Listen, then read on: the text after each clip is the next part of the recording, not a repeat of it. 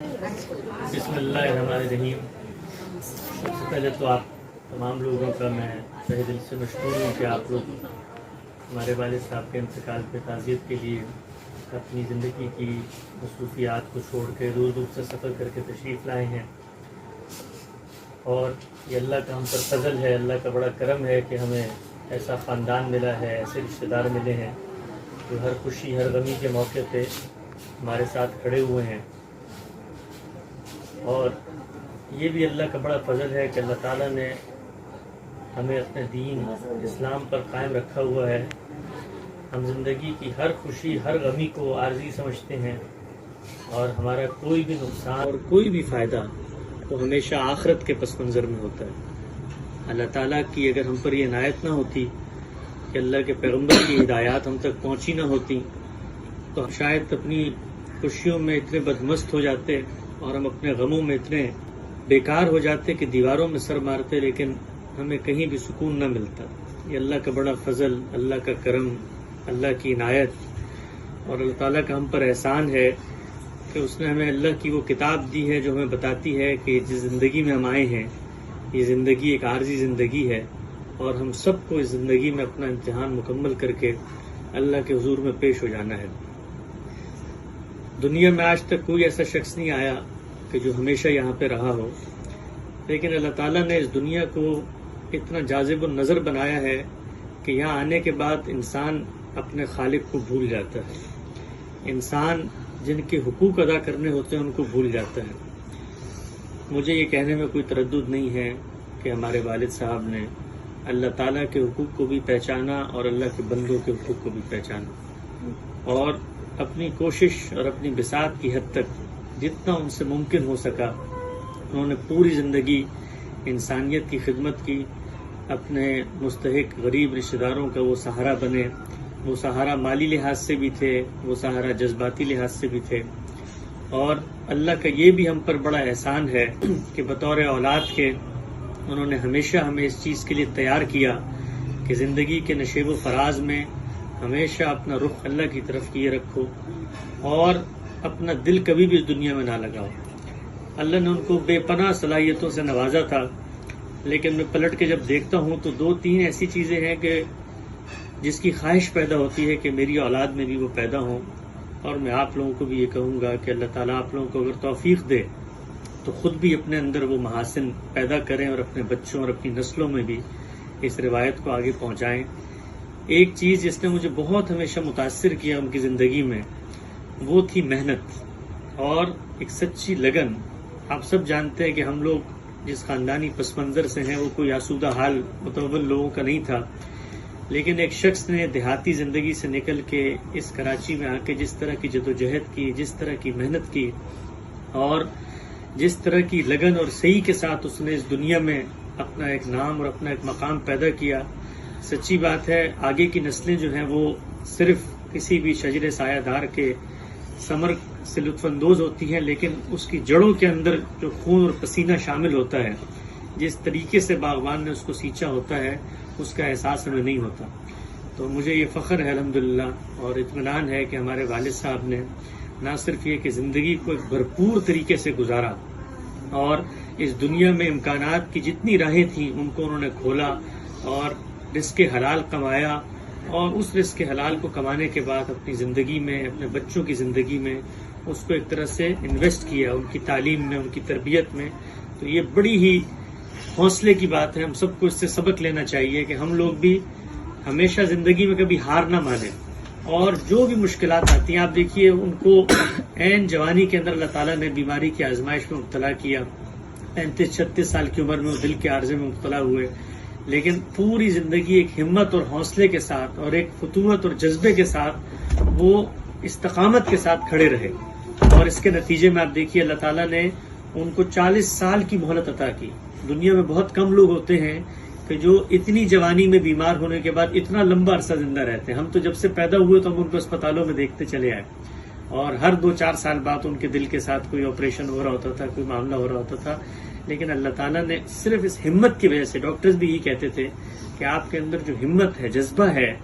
और ताकत है, مشکلات کو سہارا دینے کی اس نے آپ کو آگے پہنچا دی. تو پہلی خوبی ہے, اللہ تعالیٰ ہم سب میں اس خوبی کو پیدا کرے. دوسری خوبی اللہ نے جو ان کو عنایت کی تھی وہ یہ تھی کہ آدمی ہمیشہ اپنے لیے جیتا ہے, اپنے بچوں کے لیے جیتا ہے اور اپنے مفادات کے لیے جیتا ہے, لیکن انہوں نے پوری زندگی اپنی قوم, اپنی ملت, اپنا علاقہ, اپنا خاندان, اپنے رشتہ دار اور ہر وہ ناروا شخص جس کا کوئی سہارا نہیں ہوگا اس کے لیے وقف کر دی. ہم لوگ جب بچپن میں چھوٹے تھے ہم کبھی کبھی سوچتے تھے کہ ان کو کیا پڑی ہے باقی دنیا کی, کیوں نہیں یہ صرف اپنے بارے میں سوچتے. لیکن میں آج پلٹ کے دیکھتا ہوں تو مجھے اندازہ ہوتا ہے کہ ان کو اس چیز کی پہچان تھی کہ یہ سب کچھ عارضی ہے. جو کچھ میں نے بچانا ہے وہ وہی ہے کہ جو میں اللہ کے راستے میں خرچ کروں. مجھے یاد ہے اسی گھر کے اندر بچپن کے میرے دن تھے, شاید میں 6-7 سال کا ہوں. ہم یہاں گرو مندر سے آ رہے تھے تو ان کو چوک کے اوپر ایک بچہ غلاظت میں اٹا ہوا نظر آیا. وہ بچہ اس طرح کا بچہ تھا کہ ہم میں سے کوئی شخص اس کے قریب بھی جانا گوارا نہ کرے. ہماری پھپھو کو یاد ہوگا کہ انہوں نے اس بچے کو اپنی واسکٹ کے اندر لپیٹ کے, جو بالکل غلاظت سے اٹا ہوا تھا, اسی گاڑی کی سیٹ پہ بٹھا دیا جہاں پر میں ان کی حقیقی اولاد بیٹھا ہوا تھا, اور اس کو یہاں پہ گھر پہ لے کر آئے اور پھر ہماری پھپھو کو کہا کہ آپ اس کو نہلائیں, اس کو دھلائیں, اس کو صاف ستھرے کپڑے پہنائیں, اور اس کی خدمت کی اور پھر اس کو جا کر اس کے مقام پہ پہنچایا. میں نے کل بھی ایک جگہ یہاں نیچے عرض کیا کہ ہم جب گاؤں میں جاتے تھے, گاؤں سے نیچے اتر رہے ہوتے تھے, تو آپ یقین جانیں ان کی جیب میں جو تنخواہ ہوتی تھی, جو شخص ملتا تھا بغیر اس کے سوال کیے وہ تنخواہ جو ہے وہ اس کے ہاتھ پہ وہ رکھ دیتے تھے. اور بارہا ایسا ہوا کہ ہم گاڑی میں پہنچے تو ہمارے پاس پیٹرول ڈالنے کے پیسے بھی نہیں تھے. کل یہاں ان کے پرانے جو مالک تھے ان کی فیکٹری کے وہ آئے ہوئے تھے, تو میں نے ان کو یہ واقعہ سنایا کہ میں چھوٹا سا تھا تو کسی نے بتایا, دفتر میں ہم بیٹھے تھے, کہ گاؤں سے میں آیا ہوں. تو ان کی جیب میں جو پیسے تھے, کو 15-20 ہزار روپے انہوں نے یہ نکال کے دے دیے. 90s کے اینڈ کی بات ہے, بڑی رقم ہوتی تھی, دے دیے. تو میں بڑا حیران تھا, میں نے کہا اتنی بڑی رقم آپ نے دے دی. تو آپ یقین جانے جیسے ہی انہوں نے پیسے دیے, فیکس مشین کی آواز بلند ہوئی اور اس میں سے ایک میمو نکلا کہ آپ کی آج اتنی تنخواہ بڑھا دی گئی ہے. تو مجھے والد صاحب کے الفاظ یاد ہیں, انہوں نے مجھے کہا تھا کہ تم جب بھی اللہ کے راستے میں دو گے, تم یقین جانو اللہ میاں نقد تمہیں اس کو واپس کرے گا, اس کا تمہیں سہارا دے گا. تو یہ اللہ نے ان کو دوسری بڑی خوبی دی تھی کہ انہوں نے ایثار اور قربانی, اور اتنی قربانی کا جذبہ تھا کہ بسا اوقات ہم لوگ پریشان ہو جاتے تھے کہ یہ اپنی جان بھلا دیں گے کسی دوسرے کے غم میں.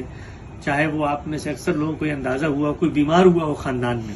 کیسے اس کو ڈاکٹروں کے پاس لے کے جانا. اسی طریقے سے کسی کا کوئی قرض ہو, کتنے ہی لوگوں نے مجھ سے, میں کل جب ایئرپورٹ سے آ رہا تھا تو میں نے اپنے بھائی کو کہا کہ زندگی میں مجھ نیچ آتی ہے تو کوئی قرض اگر ان کے ذمہ ہو تو مجھے بتاؤ, سب سے پہلے وہ ادا کریں. تو اس نے یہی کہا کہ بے تحاشا لوگوں نے رابطہ کیا اور انہوں نے کہا کہ ہمارے ذمہ ان کا قرض ہے, ہمیں انہوں نے زندگی میں اتنی مدد کی تھی, ہم پیسے دینا چاہتے ہیں, لیکن انہوں نے کبھی کسی کے آگے دستے سوال جو ہے وہ دراز نہیں کیا. تو یہ اللہ کی بڑی بڑی خوبی ہوتی ہے, دینے والا دل اللہ میاں کسی کو دے دے. اللہ میاں میں نے زندگی میں ایسے ایسے لوگ دیکھے ہیں کہ اللہ میاں نے ان کو اتنا مال دیا لیکن دینے کے لیے دل نہیں دیا. تو یہ اللہ کی بڑا انتخاب ہوتا ہے کہ جب وہ کسی کو چن لے اور اس کے دل میں یہ وسعت پیدا کرے کہ وہ مال خرچ کرے. یہ دوسری بڑی خوبی تھی. اور تیسری بڑی خوبی جب میں پلٹ کے دیکھتا ہوں, ان کی زندگی پہ نظر دوڑاتا ہوں, وہ یہ تھا کہ اپنی روایت سے محبت, اپنے بزرگوں سے محبت, اپنے علماء سے محبت, وہ لوگ جو دین کا جذبہ رکھتے ہیں ان سے محبت. آپ دیکھیں وہ ایک وسیع ذہن کے آدمی تھے, ان کے ہاں جمود نہیں تھا, ان کے ہاں کوئی فرقہ پرستی نہیں تھی, ان کے ہاں کوئی ایسی چیز نہیں تھی کہ جو ایک آدمی کو بہت ہی متشدد بنا دیتی ہے. لیکن اس کے باوجود جو اپنے بزرگ تھے ان کا احترام, کبھی ہم نے ان کی زبان سے کسی شخص کے بارے میں, ان کو چاہے اختلاف رائے ہی کیوں نہ ہو, لیکن کبھی کوئی ناروا کلمہ ان کے بارے میں ہم نے نہیں سنا. ان کے ساتھ محبت کے, عقیدت کے جذبات. آپ دیکھیے زندگی کی آخری عمر بھی انہوں نے اپنے والد کی سوانح عمری لکھنے میں گزاری, اور ان کی جو نیکی خیر کی چیزیں تھیں ان کو لوگوں میں آگے پہنچایا. ہمیں وہ ہمیشہ نصیحت کرتے تھے, یہ کہتے تھے کہ تم جس بھی راہوں میں نکلو لیکن ہمیشہ یہ بات یاد رکھنا کہ تمہارے بزرگ, تمہارے اسلاف جتنے اس خاندان کے بڑے گزرے ہیں, ان کی عزت, ان کی تقریب, ان کا احترام تمہارے دلوں میں قائم رہنا چاہیے ہے. اور ان سے اختلاف کے باوجود ان کی خدمات کو، ان کی مسائی کو دنیا تک پہنچانا چاہیے. تو میں آج پلٹ کے دیکھتا ہوں اپنے والد کی زندگی پہ، تو میں بہت اطمینان اور بڑی تسلی کی جگہ پہ ہوں کہ اللہ تعالیٰ نے جس امتحان میں ان کو بھیجا تھا وہ اس میں بڑی جانفشانی سے کامیابی کی راہوں میں سرگرداں ہو کے انشاءاللہ اللہ کی بارگاہ میں حاضر ہوئے ہوں گے. ہر انسان سے زندگی میں لغزشیں بھی ہوتی ہیں، کوتاہیاں بھی ہوتی ہیں،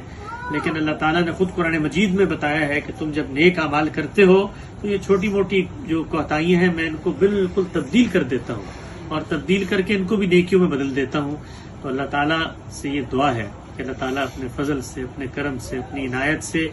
ان کا اگلا جہان کامیاب کرے. ہم سب کو عنقریب اللہ کے حضور میں پیش ہو جانا ہے. ہم سب بھی اپنی آخرت کی فکر کریں، اپنی موت کے بارے میں سوچیں،